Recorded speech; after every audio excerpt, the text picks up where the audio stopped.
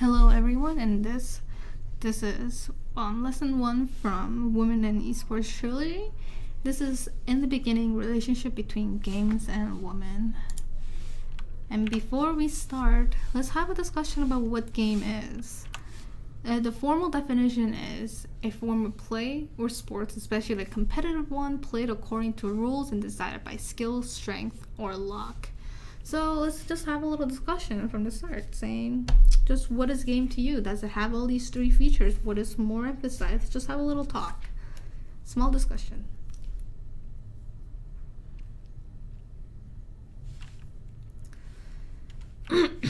So the game itself has multiple definitions, as you guys were talking about.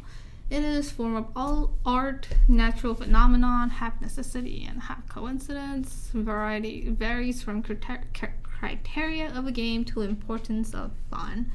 Well, with all these definitions, games could mean pretty much anything. But if we add in a competitive feature and maybe like an online availability, just adding those two together in a game, it brings the birth of esports. Da-da-dun! Yes, cue the music. Well, esports is a multiplayer video game played competitively for spectators, typically by professional gamers. Excuse me.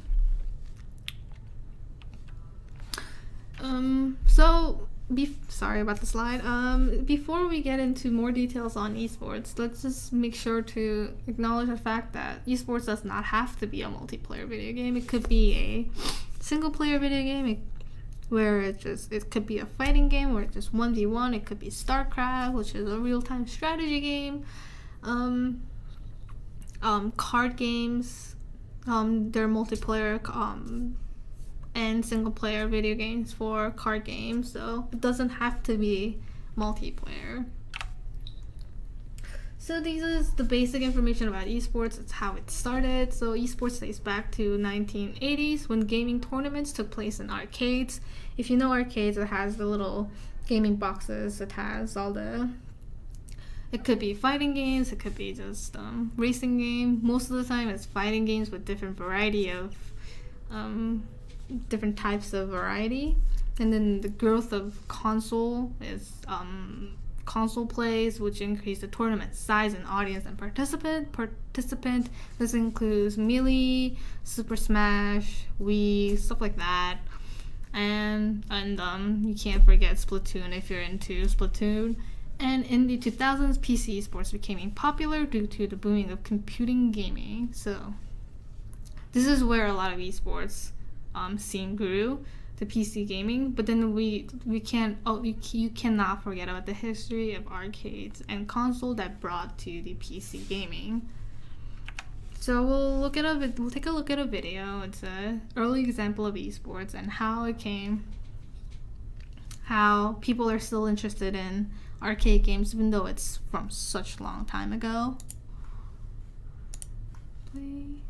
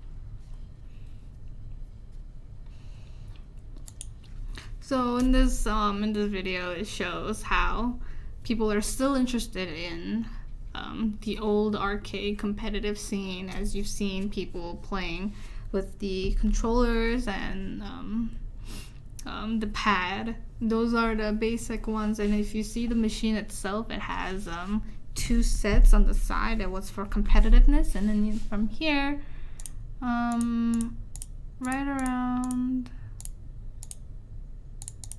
here, yeah, oh, here. So how this competitive scene worked was that some people would have the game connected as one, and then they just fight against each other on a two different machine, and it was just like a nice friendly competitive scene. And as you can see, people are still meeting up, and they're getting the old original Japanese version because that's where it's from, to play this game and just to enjoy the esports scene that they have created.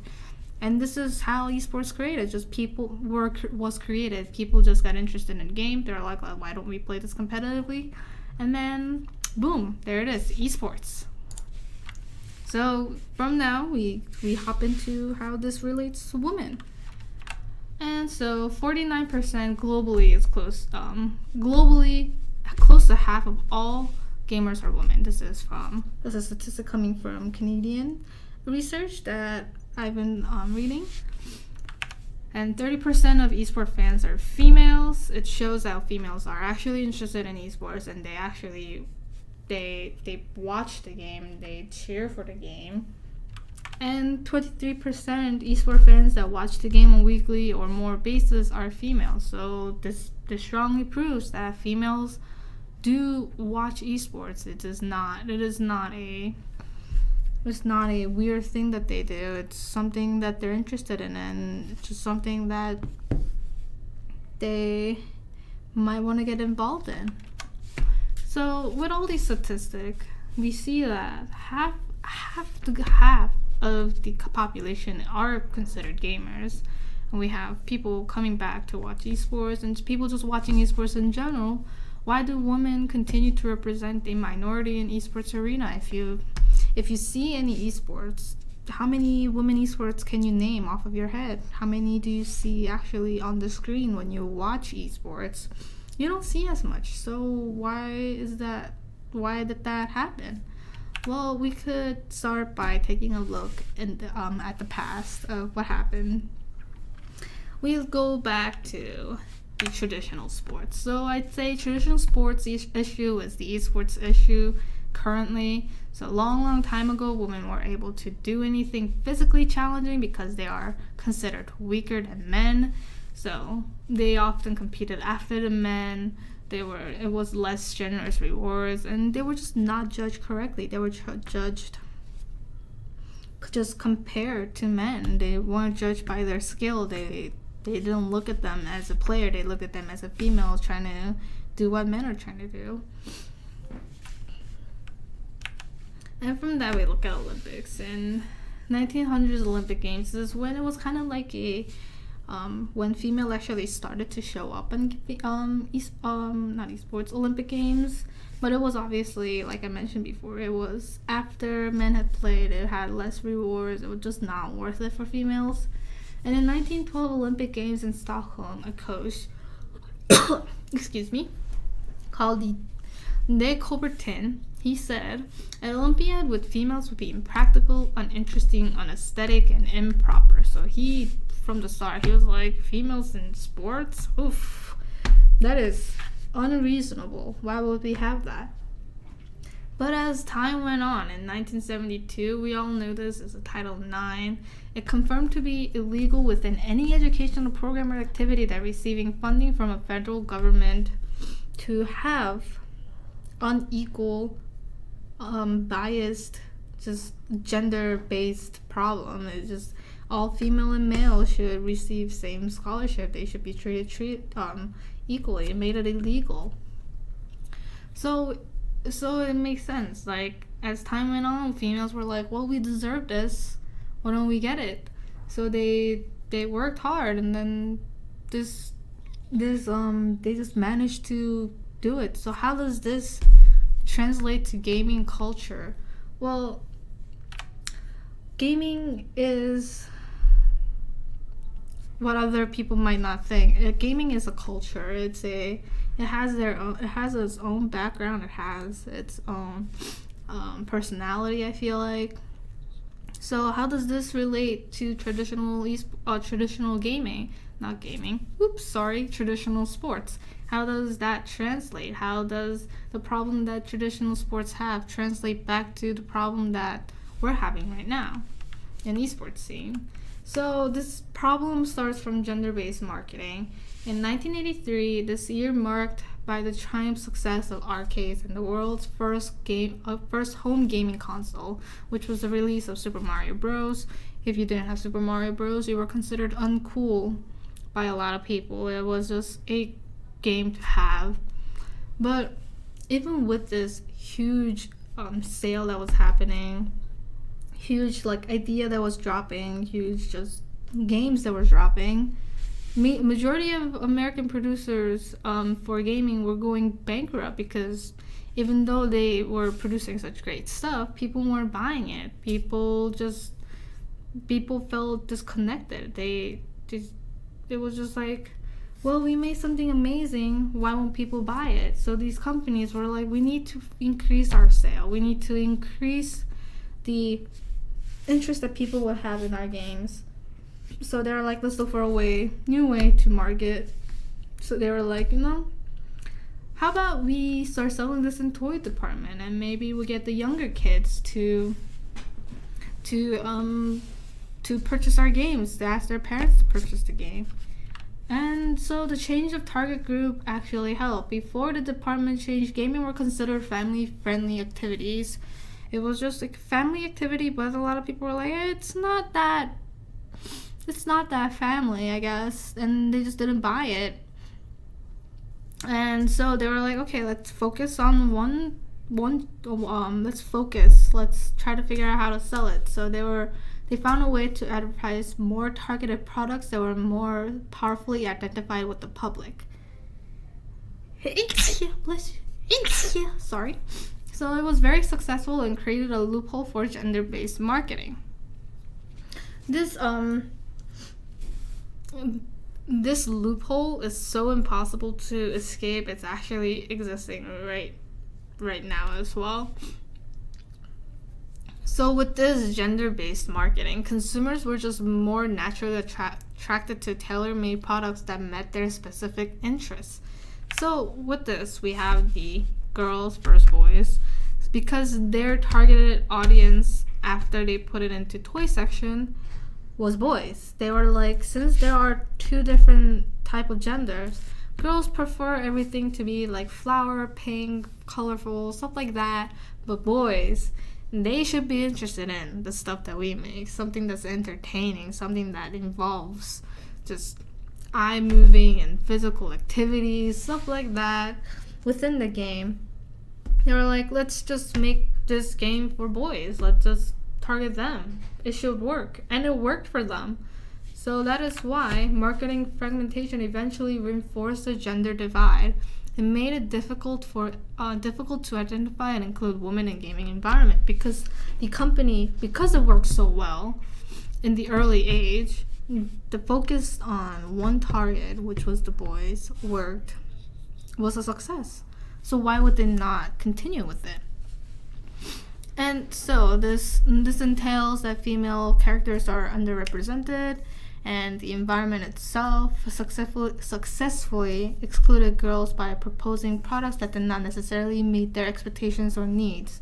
If they were making games that were maybe violent, maybe just action packed, why would their thought was, would girls want to buy this? And they were like, maybe if we create a game for girly stuff, would guys want to buy this? It was just that divide. They were like, which general public has stronger feeling towards our game? And it just happens to be that guys were just way more interested in games, and just creating more action-packed games worked. And so this build-up of gender divide creates this idea of female gamers are actually bad. They're not. They're different. They're bad as in like, oh, she plays game. Why is she okay? Is she different? How different? Kind of stuff like that. And so, since the industry had been built to cater to the wishes of boys and men, this industry thought had obviously created objective division, which is very clear, and then it created this idea of parasitic disturbance in their territory for men. So what men thinks, from research, not my words, from research, they think that games and just game activity itself are just for men. And if women are trying to enter their territory, they're just like, ugh, what is that bug? What is that insect?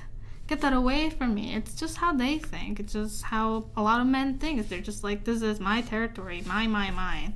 You're not allowed to enter. So from that, a lot of females have to work hard to constantly prove themselves that they're worthy. They could play the game as well as any other guys can. It's just how this division created. It's just games was always for men and for women to join so late. So it just created this the disturbance in the area, as people would say. And then there's the acting upon female gamers.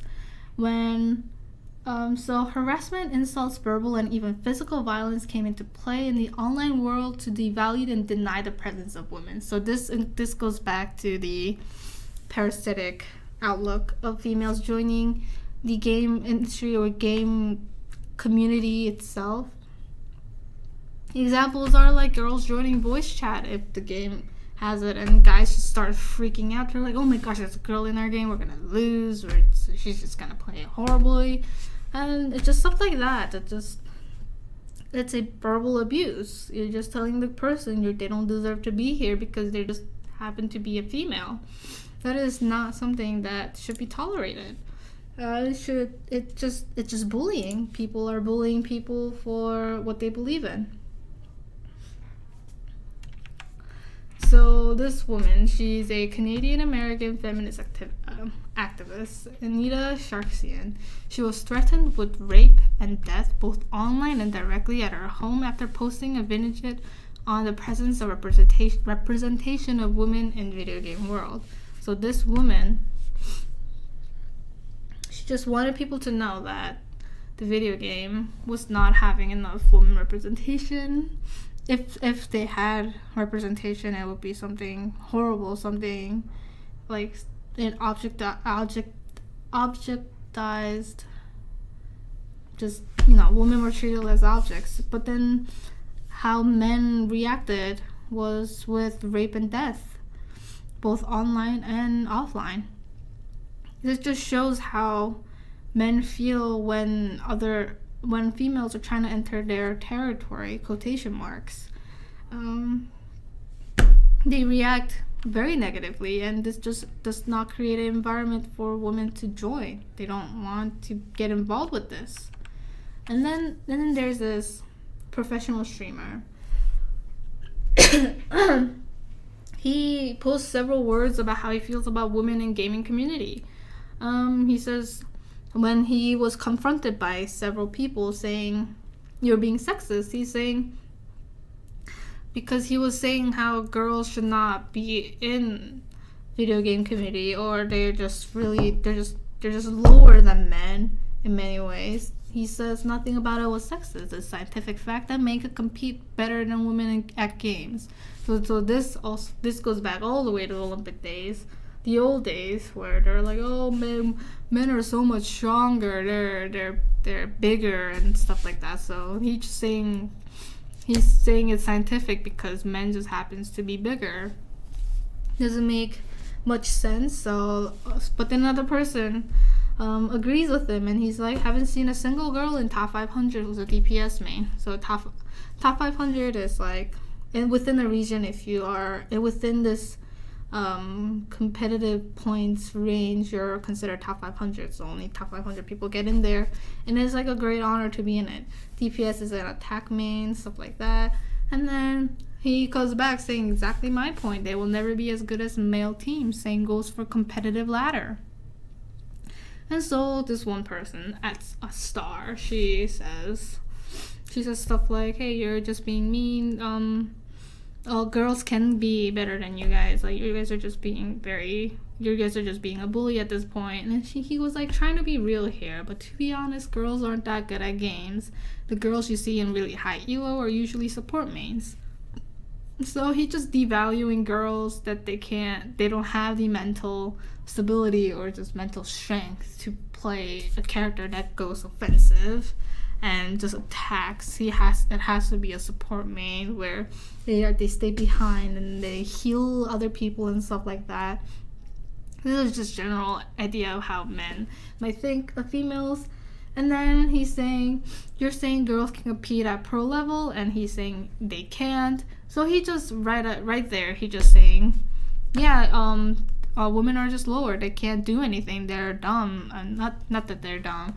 They're just not good enough for us. They're just in the lower level. They just don't know how to play the game. And then he goes on saying, give me examples of girls competing at pro level who are actually good. So he's already devaluing the people to girls who are actually in professional scenes who have been competing, saying that they're not good enough. They're not good.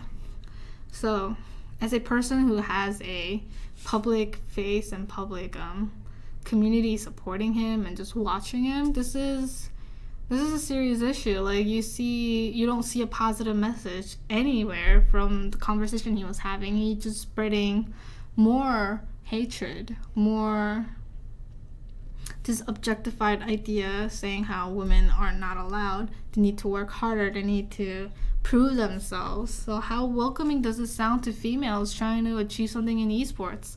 How would anyone feel if they were told they're not good enough in anything they want to do? How does this conversation make you feel? So we'll have a short little open discussion here.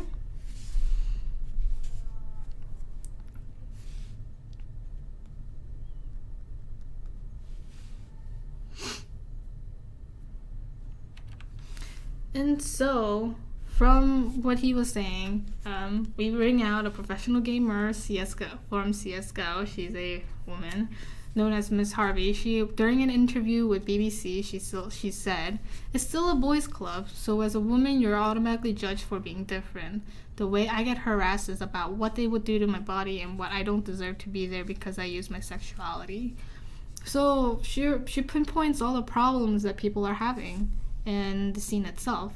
It's a boys' club.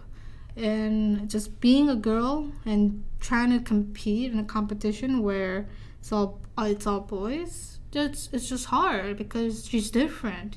She says you're automatically judged. You're judged for your difference, and you're judged because you're a girl. And it goes back to Olympic days where you're judged not based on your skill, but just comparison to the male players who are playing. And then the harassment she gets, what they would do to her body, it just goes back to how men are objectifying girls in gaming because that's how it's portrayed in gaming and any other media you see. And then she mentions how a lot of people tell her she doesn't belong there, she doesn't deserve to be there because she's a girl, because she just happens to be a different gender than any other players in the esports scene. But we all know if she is a professional gamer and she has a team and she's getting paid to do so, she completely deserves to be there. She just has to prove herself that she deserves a spot because she's a girl.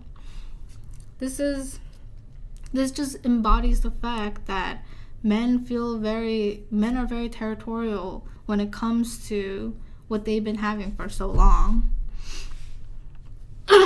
Sorry. So with the whole harassment and the sexualization of the body, I feel like it's good to mention how sexist behavior is actually naturalized in game industry and game community itself. Women are sexualized or used as sale arguments. Female character design are focused on sexiness, showing as much skin as possible, while male characters are less provocative. So like even from this image here, you could tell, like this guy, probably same class, same species or whatever they would be. This guy has full armor, no skin shown unless it's his face. But look, she is given an armor and some pieces to cover her private areas. That is, how would this help in any battle? So this is like importance of game design message. Just shows that women are just meant to look like that. So in a game called Sudden Attack, you see, even from this character screen, you see that all these girls they're featured differently. They have they're provocative in clothing. Like, how would anyone?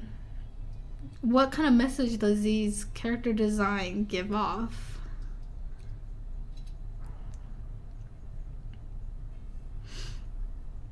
Doesn't give off anything positive, in my opinion. It just tells me that females are meant to be skinny and, showing a lot of skin, even if they're trying to go into a war like that.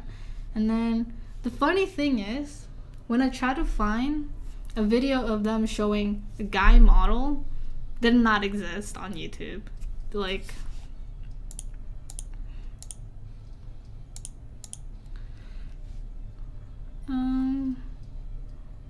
see, like, oh, man, I am bad at this. Okay, so here, you could tell the whole complete difference between girl and guys from these images alone. Like, look, guys completely covered, have a vest, protective vest, a helmet, protective vest, nicely covered clothes. But look, does she have a vest? Does she have a vest? No. So it's just like a way that a lot of companies go after guy targets with this whole sexiness, creates this imbalance, and just also goes back to the whole gender focused marketing, and it's just unwelcoming for females. And with this, how can women identify and feel safe in an environment that does not respect their own gender, or even goes so far as showcasing them as an object? I don't feel welcomed at all as a woman who is interested in games. So, I went back. So Jinxie Lord, he's a champion designer for Riot, and then he talks about how he creates characters. He says, I think it's more important that we make another, not because, oh my gosh, sex appeal, but because I feel attractive. It's a compelling character fantasy that a lot of players really attach to. The key is that characters' look have to make sense. This is the important part. Characters' looks have to make sense. Now, how does this make sense? Or the videos that I've shown, how does that make sense? It makes no sense. So he's just saying, if you want to make a character, make it so it's attractive to the eyes, not so it's because they're trying to attract men or trying to create the sex appeal that unrealistic sex appeal. So like, it's just, from all the stuff, it goes down to just female representation in games and how that brings out the message to guys. And he's saying, well, let's be realistic here.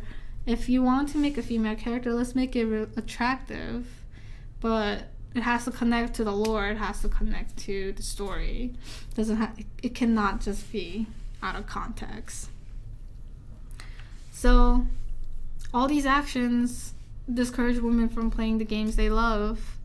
We have harassment happening, objectification happening. We have just this whole community declining the fact that women can play way better than men can. It's just discouraging for women to just even get involved in the games they love. And so, like I mentioned before, like if they want to get involved, they need to be in voice chat and just get very invested in the game. But why would anyone do that if they're given this type of community? So the breakdown of this first lesson was, from the culture's point of view, women are looked down upon when it comes to gaming, and it's told that games aren't for them. Would anyone feel welcome to do what they love if they're consistently fed with hateful words and the environment isn't safe to be in? I don't know if anybody would want to be in an environment where they're constantly fed hateful comments, hateful words. It's just so hard for women to get involved just because we have this community that devalues them as a person, as a player. They don't look at them as their equal. The men don't look at them as their equal. It's more like they're under us. They have to prove that they're worthy. They have to prove the fact that they deserve to be in the scene. And then there's the hateful comments, there's harassment. You get like the reporter, she was getting death threats, stuff like that.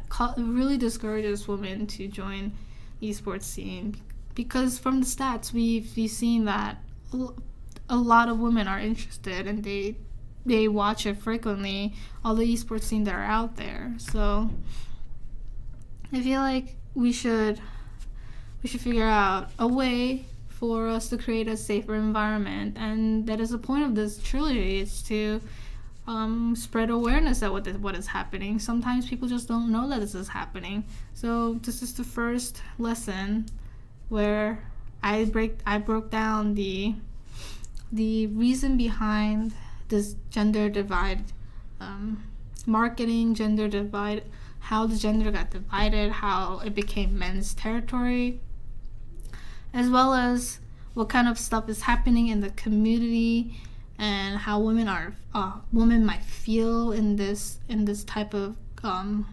situation. As well, I also a little talk about just how women are sexually presented in the games, so that also creates a divide. And continuing on from this, on the next lesson, we'll be talking about women who actually made it through, and just we'll be looking through two very big prominent women in esports scene, and just going through their life, just how they started, their pathway, what the struggles they have felt, and just like we'll be looking through their interviews, maybe their gameplays and stuff like that. So we'll have a nice little introduction for women who actually made it, and people who have been spreading positive vibes to women and encouraging them to join the scene that they love. Thank you for joining me, and I'll see you next time.